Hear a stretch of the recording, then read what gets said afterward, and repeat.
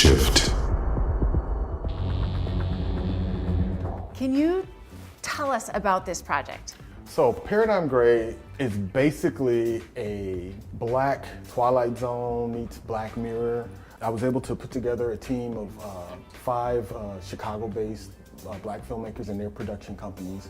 We got them all together to put together Paradigm Gray, which is an anthology series. So there's several stories that make up Paradigm Gray. How many do you have in your series right Currently now? we have 5 stories. Now, are these stories that have just been brewing for a long time that you wanted to figure out a way to put together? Some of them have. Mega Stratagem has parts of things that I had written probably maybe 15, 20 years ago, and I was just able to gel them all together for Paradigm Gray.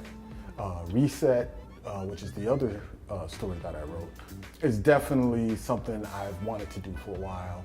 It's about a soldier fighting a robot they're basically hell-bent on killing each other. The soldier wants to get back to his wife. So he's like, if I finish this mission, war's over, I can get back to my wife. The robot is programmed to just destroy humans. But it also has a lot of twists. It deals with aspects of purpose, and what is our purpose. Now, you said robot. Something I find really interesting about your career trajectory is you're self-taught in everything. Yes. And special effects is one of them. Didn't you build the robot? Yes, I built the robot, I built the weapon. So the robot, he's roughly 6 feet tall. He's basically a giant puppet. So he's puppeteered off camera. Yeah. And then we digitally erased the puppeteer. So I could have did this thing in CGI. But in working with Harold Dennis, my main actor in Reset, I realized it's more important for the actor to have something to act with. And considering that's pretty much who he spends 90% of his time with in this story.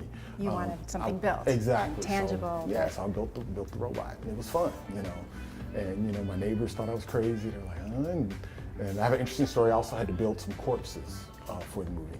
What'd your neighbors think about that?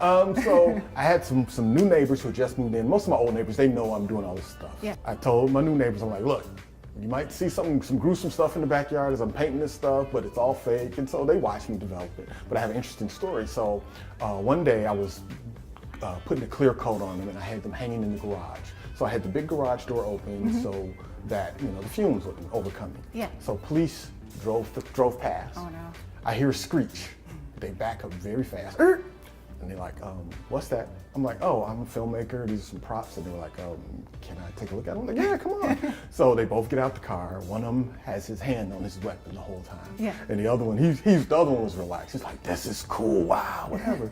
And so when they were satisfied that they weren't real corpses, they got in and, took off. So that could have been a whole nother story. That could have been a whole nother story, is right. Yeah.